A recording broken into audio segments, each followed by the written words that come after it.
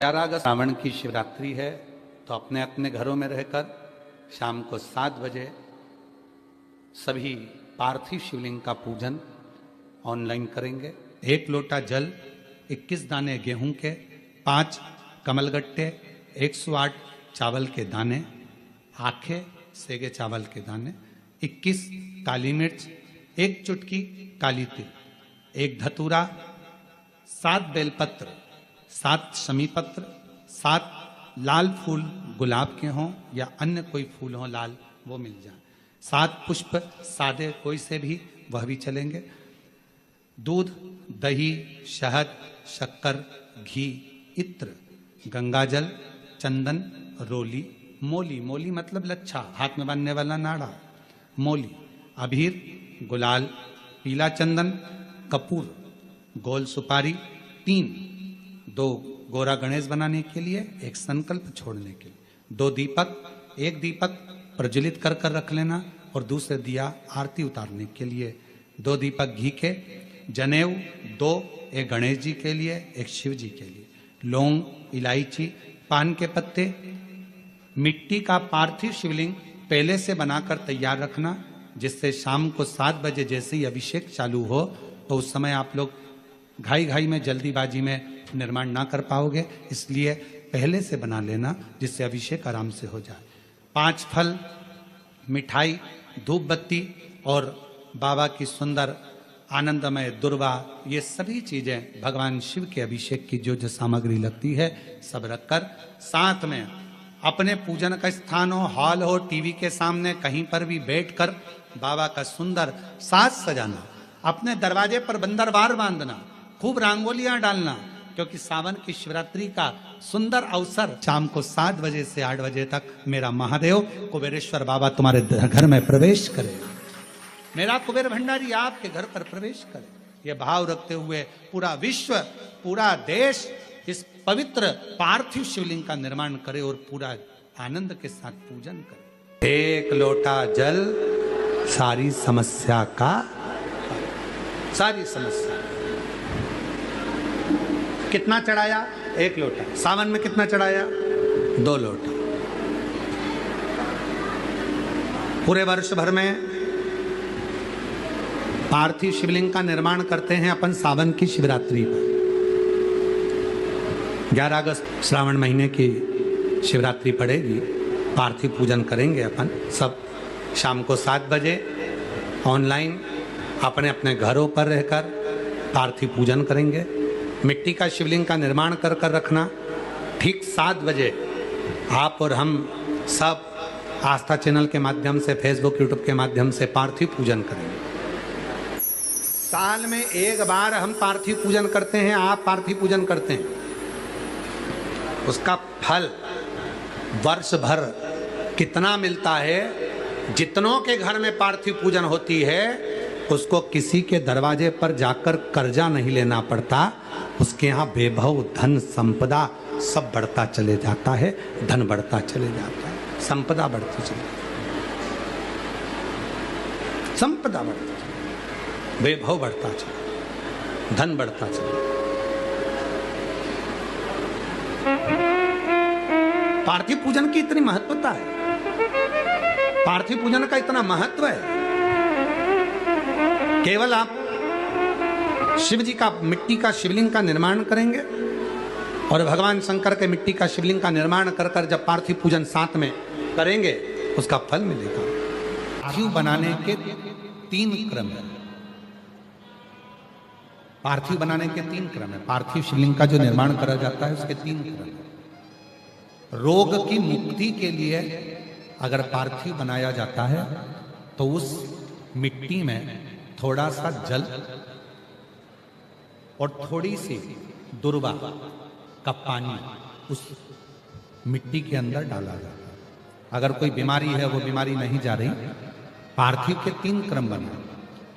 अगर कोई बीमारी नहीं जा रही है तो आप पार्थिव शिवलिंग अगर बनाते हो, मिट्टी का शिवलिंग बनाकर पूजन करते हो, तो उसमें जल मिट्टी में और दुर्वा, दुर्वा बोलते हो कि दूब बोलते हो, जो गणेश जी को चढ़ती है दुर्वा, उसको पानी में डालकर उस पानी को मिट्टी में मिलाकर फिर पार्थिव बनाया जाता है रोग की मुक्ति के लिए। दूसरा, जिसको संतान नहीं होती, पुत्र की प्राप्ति नहीं है, संतान की प्राप्ति नहीं है, गोदी में औलाद नहीं है, कोई छोरा छोरी नहीं है, कोई बेटा बेटी नहीं है, संतान नहीं है, सालों हो गए, पार्थिव रोज बनाती है, तो उस मिट्टी में अगर थोड़ा सा आधी चम्मच, 1 चम्मच गाय का दूध मिलाकर फिर पार्थिव लिंग का निर्माण करे पानी के साथ मिलाकर, तो उसके घर में दूध पार्थिव में डलने से पूत जरूर आता है, निश्चित पूत की प्राप्ति।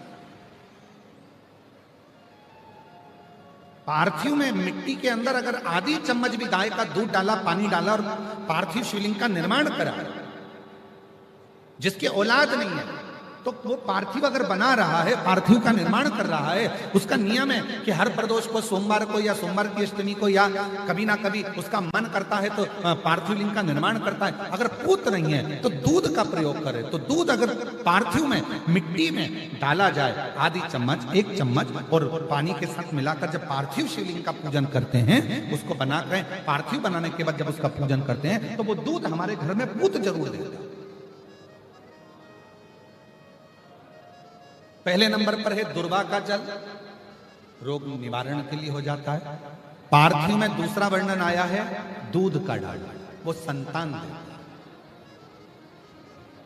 तीसरे नंबर पर पार्थिव अगर निर्माण कर रहे हो, कोई लक्ष्य है, मेरा यह काम है वो पूरा नहीं हो रहा, बहुत दिन से अटक रहा, बाबा पूरा करना है, तो पार्थिव में चंदन घिस के, चंदन को घिसकर उसका थोड़ा सा भाग पानी मिट्टी में डालकर फिर पार्थिव का निर्माण करा जाता है, पूजन करी जाती है। तो जो तुम्हारा लक्ष्य है उस लक्ष्य तक बाबा तुम्हें पहुंचा कर ही रहेगा। पार्थिव निर्माण के कुछ क्रम है।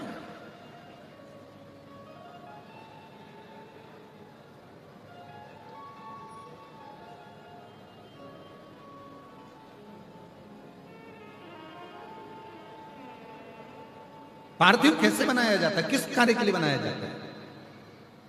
कई बेटियां ऐसी हैं, गुरुजी 32 साल की हो गई, शादी नहीं हो रही, गुरुजी लड़का 38 साल का हो गया, शादी नहीं हो रही, गुरुजी 28 साल का हो गया, शादी नहीं हो रही। तो भाई पार्थिव बना रहे हो ना, उसमें थोड़ा सा गाय का घी उस मिट्टी में थोड़ा सा 2 बूंद भी डालोगे तो बहुत है, और पानी से मसकर फिर उसका निर्माण कर फिर पार्थिव की पूजन करिए। कैसे विवाह नहीं होगा? भोले बाबा शादी करा के ही मानेगा। पार्थिव बनाने का नियम है, ऐसा नहीं है कि केवल पानी में मिट्टी को घोल लिया और पार्थिव लिंग का निर्माण कर लिया। हम 1.25 लाख बना रहे हैं, हम 2 लाख बना रहे हैं, हम 5 लाख बना रहे हैं, हम 1 करोड़ बना रहे हैं, हम 20 करोड़ बना रहे हैं। बनाओ, मना नहीं है, पर पार्थिव बनाने के भी अलग अलग नियम है। कौन सी चीज के लिए, किस चीज के लिए पार्थिव बना। जब उज्जैनी में 84 महादेव की कथा हुई, महाकाल की कथा हुई, तो वहां पर एक कोई कमिश्नर थे, कोई पुलिस विभाग में अच्छे पद पर थे, उनसे मिलना हुआ। तो हमने उनसे पूछा कि आप तो बहुत अच्छे पद पर हो और बाबा के धाम में हो, तो बाबा के दर्शन तो आपको रोज हो जाते होंगे। उन्होंने कहा, गुरुदेव मन तो बहुत करता है कि प्रतिदिन धर्म पत्नी के साथ में महाकाल का दर्शन करूं, प्रतिदिन मैं बाबा का दर्शन करने के लिए जाऊं, ये मेरा मन है, ये मेरा विचार। पर जब पोस्टिंग हुई यहाँ पर और जब मैं आया तो मैंने पहली बार महाकाल बाबा का दर्शन करा, उसके पहले कभी करा ही नहीं। और महाकाल का दर्शन करने के बाद गुरुदेव इतनी व्यस्तता हो गई कि अंदर मंदिर में तो भले नहीं जाता, पर महाकाल के मंदिर के बाहर खड़े होकर आपका वो वचन याद कर कर कि शिखर दर्शनम सर्व पापनाशनम, मैं बस शिखर का दर्शन करता हूं और बाबा को वहीं से भूमि पर प्रणाम कर कर चले जाता हूं। तो हमने कहा, फिर तो आपको दर्शन नहीं हुए, दर्शन आप करने जाते नहीं हैं, तो बाबा आपके सब कार्य कर देते हैं। तो कहा, गुरुदेव ऐसा कोई सुख नहीं जो उज्जैनी में आने के बाद बाबा ने मुझे नहीं दिया हो, ऐसा कोई सुख नहीं है जो बाबा ने मुझे प्रदान नहीं करा हो। बस मैंने एक नियम बनाया कि मैं जिस जगह पर जा रहा हूं, जिस जगह पर मुझे काम करना है, उससे पहले मुझे बाबा के चरणारविंद का स्मरण करना है, मुझे शिव के उस शिखर का स्मरण करना है।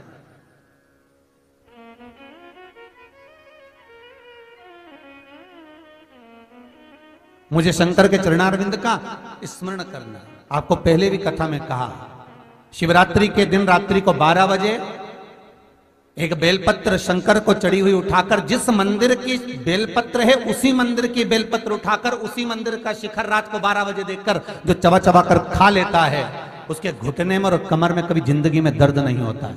और ये बात कई बार कहते रहे और कहते आज भी रह रहे हैं, और जितने लोग मिलते हैं वो एक ही बात कहते हैं, गुरुजी हमने जो प्रयोग करा उसके बाद हमारे घुटने और कमर में, डॉक्टर तक ने बोल दिया था कि ऑपरेशन करना पड़ेगा, घुटना बदलना पड़ेगा, पर कुछ भी नहीं बदला। ये बाबा की कृपा। आप विश्वास रखकर करोगे तो शिव करुणा सागर करुणा करेगा।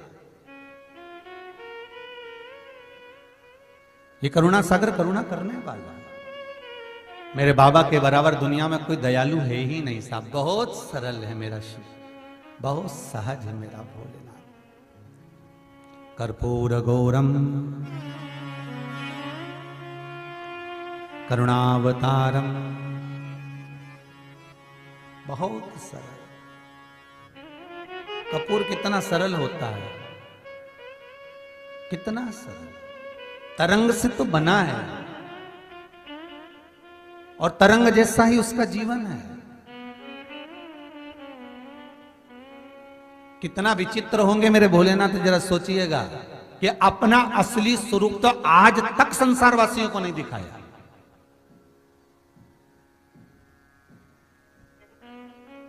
आप जितने शंकर जी के फोटो देखते हो ना, शिव जी के जितने फोटो देखते हो, जटा बांधी हुई है और गले में सर्प पड़ा हुआ है, नाक पड़ा हुआ है, भस्मी रमाए हुए हैं, जटा जूट बांधे हुए हैं, हाथ में त्रिशूल डमरू साइड में लगा हुआ है, नंदी सामने बैठा हुआ है। क्या शंकर भगवान का यही असली स्वरूप है? क्या मेरे भोलेनाथ जी का यही असली स्वरूप है? मेरे भोलेनाथ जी ने असली स्वरूप तो कभी दिखाया ही नहीं, क्योंकि अपने पुत्र गणेश जी को वचन दिया था कि नहीं दिखाऊंगा। शंकर भगवान की शिवरात्रि साधना की रात्रि होती है। शंकर भगवान की शिवरात्रि एक आराधना की रात्रि होती है। हमने पहले भी कथाओं में कहा, हर महीने शिवरात्रि आती है, प्रत्येक महीने शिवरात्रि पड़ती है, और प्रत्येक महीने की शिवरात्रि पर अगर आपसे बन सके, आप दुनिया में अगर आपके पास में लोग कहें कि ये बहुत गरीब व्यक्ति है, बहुत साधारण व्यक्ति है, इसके पास धन नहीं है, वैभव नहीं है, सत्ता नहीं है, इसके पास खुद का मकान नहीं है, इसके पास खुद की प्रॉपर्टी नहीं है, इसके पास खुद की दुकान नहीं है, दूसरे के यहाँ काम करता है, इसके पास कुछ भी नहीं है, हम उनसे कहेंगे 12 महीने शिवरात्रि आती है, 5 जगह पर चढ़ाई हुई बेलपत्र, आप एक वर्ष 12 शिवरात्रि का एक नियम ले लो, 5 जगह पर बेलपत्र समर्पित करना सीख जाओ। एक बेलपत्र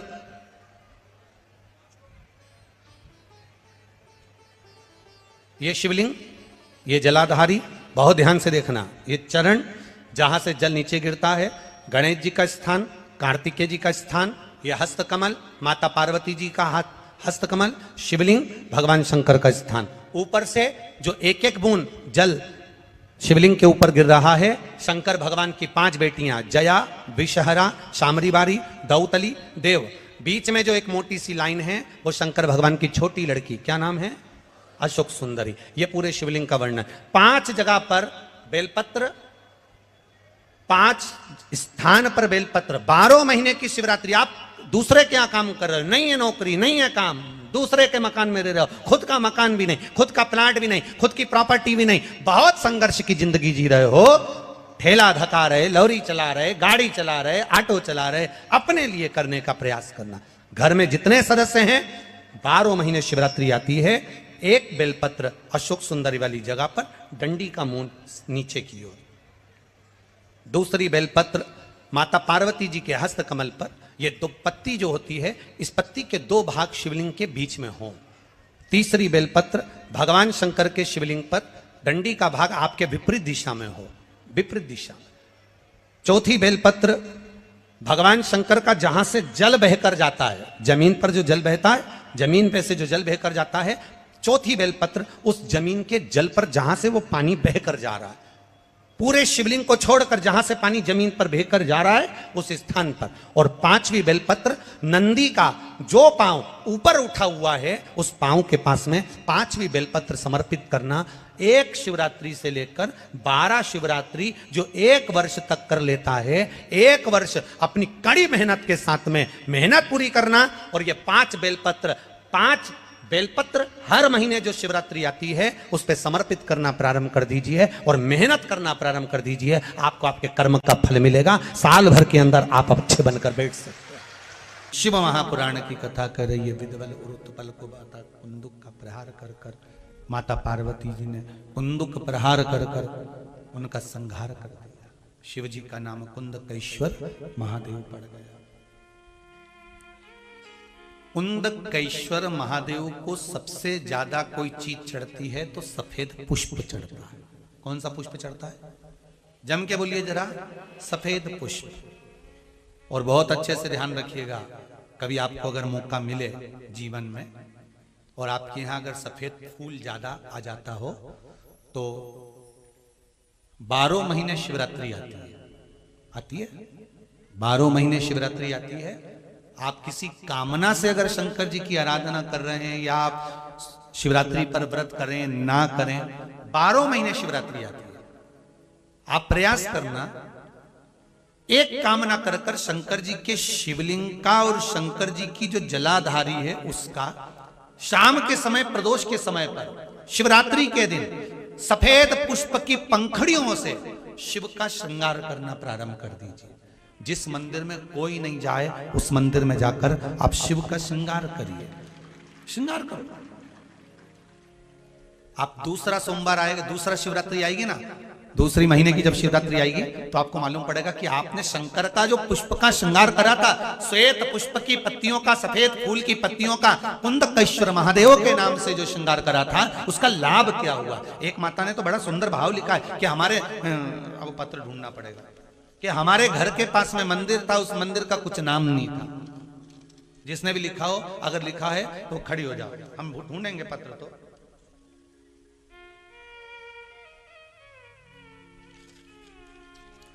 उन्होंने लिखा है कि हमारे घर के पास मंदिर था, मंदिर में शंकर जी का कोई नाम नहीं था। हमने पहली बार कुंदकेश्वर महादेव का नाम सुना था।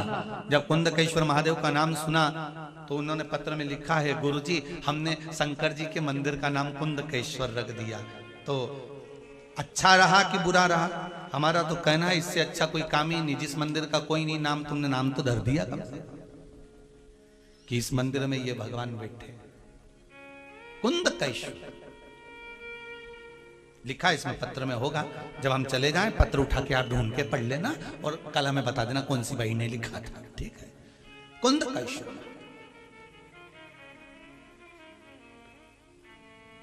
सफेद पुष्प की पंखड़ियां, कुंदकेश्वर महादेव। हम तो सबसे कहते हैं आपकी फैक्ट्री ना चले, आपकी दुकान ना चले, आपका व्यापार ना चले, आप मेहनत करो, कर्म करो और फल शंकर के भरोसे पर छोड़ दो। मेहनत करो, कर्म करो, मेहनत से पीछे मत हटना, कर्म करने से पीछे मत हटना। क्योंकि शंकर भगवान भी कहते हैं और भगवान कृष्ण गीता जी में कहते हैं कर्म करने से पीछे मत हटना। साथ में शिव जी एक ही बात कहते हैं, भगवान कृष्ण ने गीता जी में कहा कि कर्म तू कर पर मुझ पर विश्वास रख कर करना। शिव पुराण भी वही कहती है, मेहनत आप करो।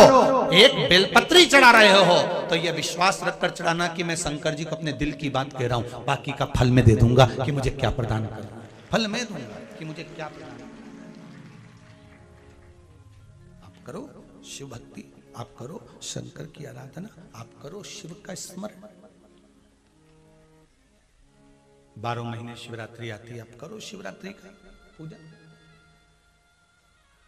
महाराज शिव जी का नाम कुंदकेश्वर पड़ आ गया, आ गया, आ गया। कोई पैसे खाकर चले गया, चले गए। कोई जमीन पर कब्जा कर लिया, कर लिया। कोई रोग आ गया शरीर में, आ गया। घबराना नहीं है, हिम्मत नहीं हारना। कभी मौका मिल जाए तो बेलपत्री का कमल बनाओ, 8 बेलपत्री लो, और जरा देखिए, एलईडी पर भी आप लोग देख सकते हैं, टीवी पर भी देख सकते हैं। बेलपत्री का, अष्ट बेलपत्री का कमल दल बना। कमल दल का मतलब है बेलपत्री की सारी डंडियां बीच में हों, पत्तियां चारों तरफ फैली हुई। दुख आ गया, कोई पैसा खाकर चले गया, कोई टेंशन जिंदगी में आ गया, कोई बीमारी आ गई है, कोई रोग आ गया है, कोई तकलीफ आकर खड़ी हो गई है, उसका कोई हल ही नहीं निकल रहा, पूरा घर टेंशन में पड़ा हुआ है, कोई रास्ता ही नजर नहीं आ रहा। 8 बेलपत्री चारों तरफ से उसको घुमाकर कमल दल बना लो। बीच में एक चावल का दाना, उसको हल्दी में थोड़ा सा रंग कर बीच में रखो और उस चावल के दाने के साथ में बेलपत्री को लेकर अपने मन की कामना कर कर चंद्रमौलेश्वर, कौन से महादेव? चंद्रमौलेश्वर महादेव के नाम से यदि वही बेलपत्र, शिव जी के 5 मुख हैं। आप लोग आरती में गाते हो, गुनगुनाओ जरा। एकानंद चतुरा पंचानंद भोले पंचानंद। एक मुख भगवान नारायण, 4 मुख ब्रह्मा, 5 मुख शिव। फिर से बोलिए, एकानंद चतुरा पंचानंद। भगवान शिव के 5 मुख हैं। जिस शिवलिंग पर तुम जल चढ़ाने के लिए जाते हो, महाराज